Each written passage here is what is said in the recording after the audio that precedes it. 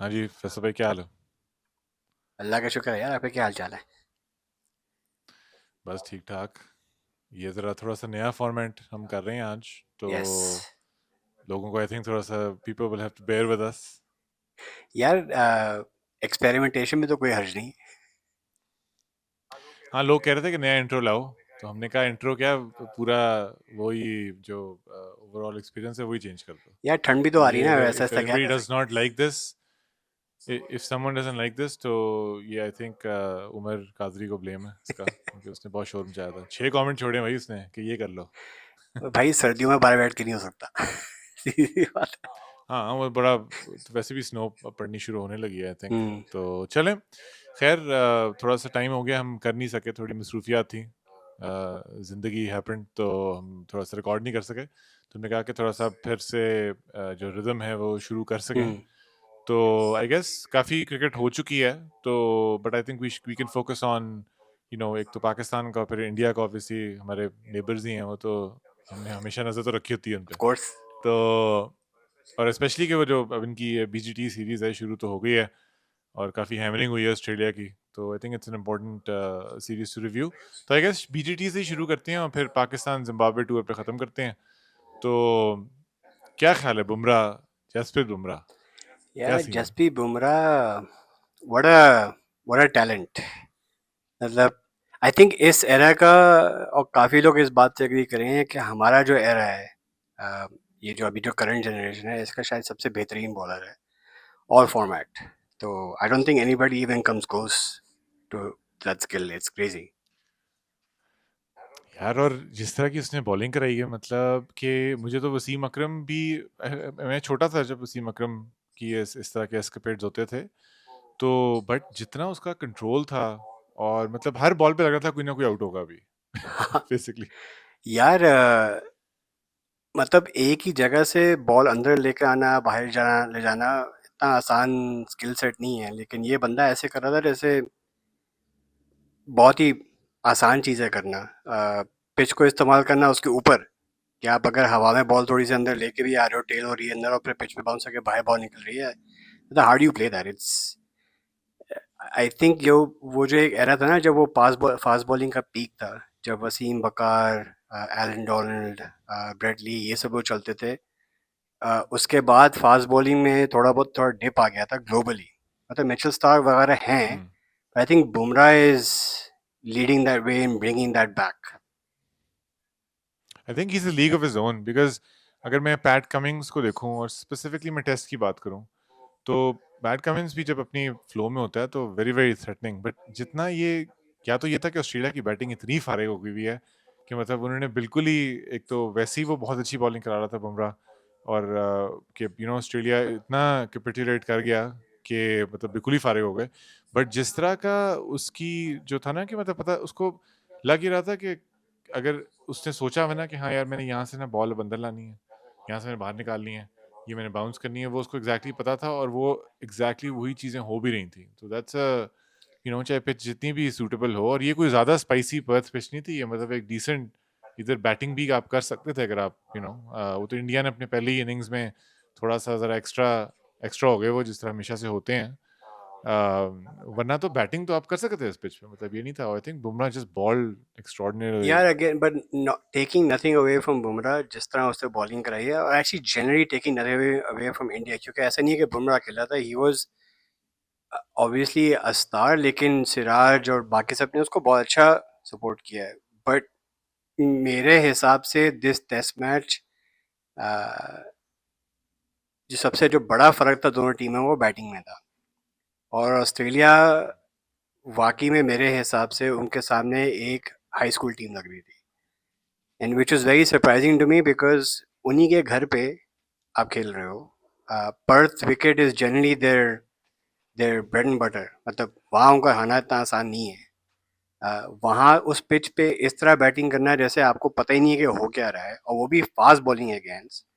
मैंने कभी Australian batting, कम से कम मेरे उसमें, तो जब से मैं क्रिकेट फॉलो कर मैंने दस नहीं देखा। तो इट्स वेरी सरप्राइजिंग।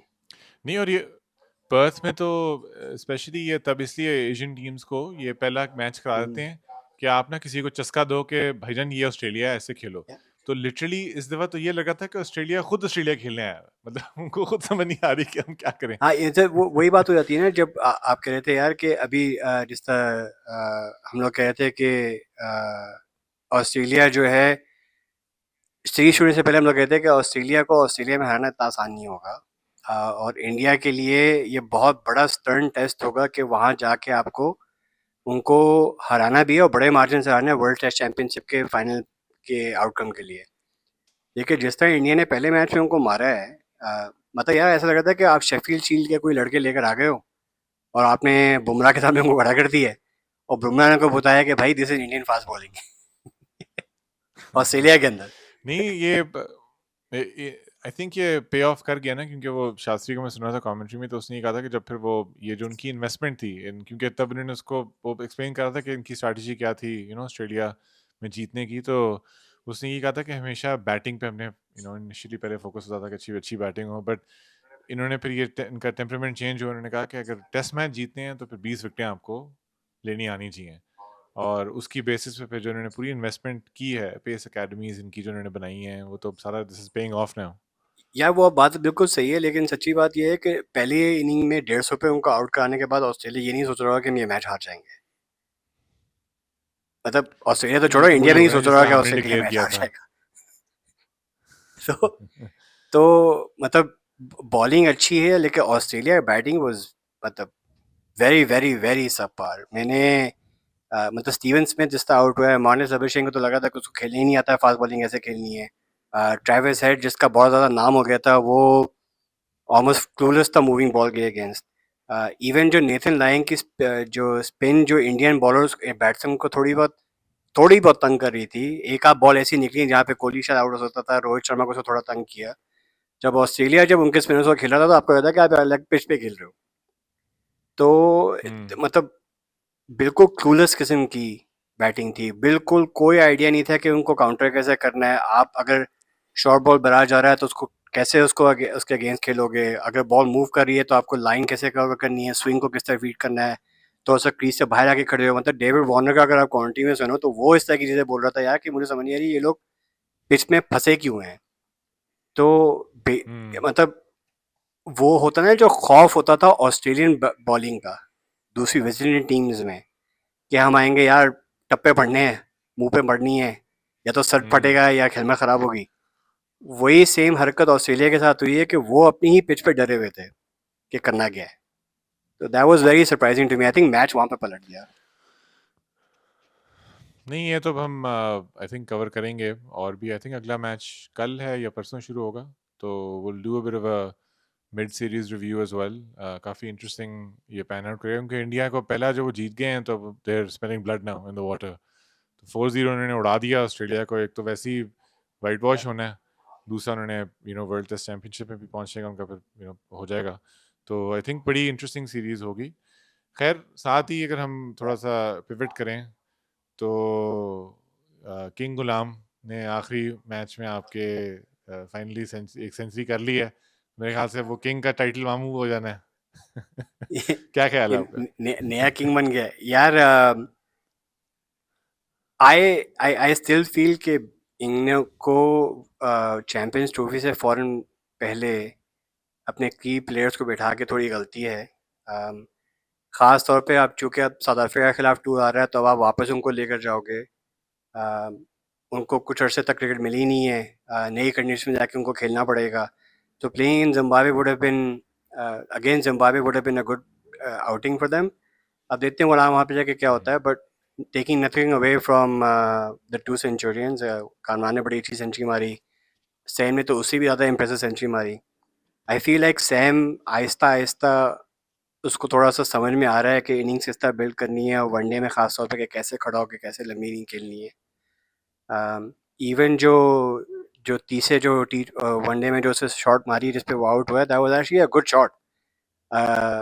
उससे बहुत अच्छी मिडल कर दी तो वो बाउंड्री पे कैच हो गया, वरना तो अगर जिस तरह वो चौका मारने की कोशिश कर रहा था तो वो अच्छी शॉट थी। तो इट्स गुड टू सी कि आपके पास बेंच में कुछ ऐसे क्रिकेटर्स आ रहे हैं, खासतौर पे बैट्समैन जो आपके जो मेन बंदे हैं उनको बैकअप कर सकते हैं। तो ये आगे जाके जो आईसीसी की कोई टूर्नामेंट्स आ रही हैं उनके लिए तो अच्छी बात है। बॉलिंग आपकी अभी तक बड़ी ज़बरदस्त चल रही है, that is one thing to call out. क्या ख्याल है तुम्हारा? मैंने मैंने जो नोटिस किया ना, बॉलिंग तो आई थिंक कंसिस्टेंटली अच्छा ही कर रही है ऑस्ट्रेलिया की सीरीज से। बट मुझे जो थोड़ी सी कंसर्निंग लगा था ना, वो ये था कि ये जब भी पाकिस्तान ने अगर पहले को बैटिंग की हो, या जब भी आपको बैटिंग लंबी करनी पड़ी है ना, वो हमारे से नहीं हो रही। मतलब उसमें भी आप देख लें कि जो ये T20 सीरीज में भी यही हुआ। इवन ओडीआई जो ये जीते हैं उसमें इन्होंने हमेशा उनको पहले बोल आउट कर दिया, तो चेज़ करने पे आए तो बचत हो गई। मतलब चेज़ आपको करना ही नहीं पड़ा। तो मुझे लग रहा है कि कोलैप्सेस जो बैटिंग के हमेशा से हमारी उसमें हिस्ट्री में रहे हैं ना, कि एकदम से फिर वो लाइन लगती है। तो वो बैटिंग जो है ना हमारी, और स्पेशली हमारा मिडल ऑर्डर, वो अभी तक ठीक है, कामरान ने सेंचुरी कर ली है, वो अभी तक लेकिन कोई एस्टैब्लिश्ड मुझे लग नहीं रहा कि मतलब जब प्रेशर पड़ता है तो मुझे लगता है कि उस वो, और या तो वो टेस्ट ही नहीं हुआ। मतलब वो वो बॉलिंग ने इतना अच्छा कर दिया कि आपको स्कोर ही ज़्यादा लंबा चेज़ नहीं करना पड़ा। ये क्या तुमने ख्याल जो है? आखिरी जो पॉइंट की, ये बड़ा इंटरेस्टिंग है। तो अगर रिजवान के 6 वनडे हो गए ना एज कैप्टन, तुम देखो अभी तक एक भी हुँ, वनडे में किसी भी अपोजिंग टीम ने 40 ओवर से ज़्यादा बैटिंग नहीं की, एग्ज़ैक्टली। विच इज़ मतलब एक तरह से बहुत अच्छी बात है। आपकी बॉलिंग इसका मतलब बहुत अच्छा कर रही है, but at the same time it means के आपकी जो बैटिंग है या तो वो बहुत लो स्कोर चेज कर रही है, और मिडल और लो ऑर्डर टेस्ट ही नहीं होता, और जब वो टेस्ट हुए हैं तो वो फेल हुए हैं। लेकिन it also is important to note के दोनों सीरीज में जो आप मतलब ये भी हमें तो ये बड़ा मशहूर है ना कि we are very slow starters. तो ऑस्ट्रेलिया में भी यही हुआ।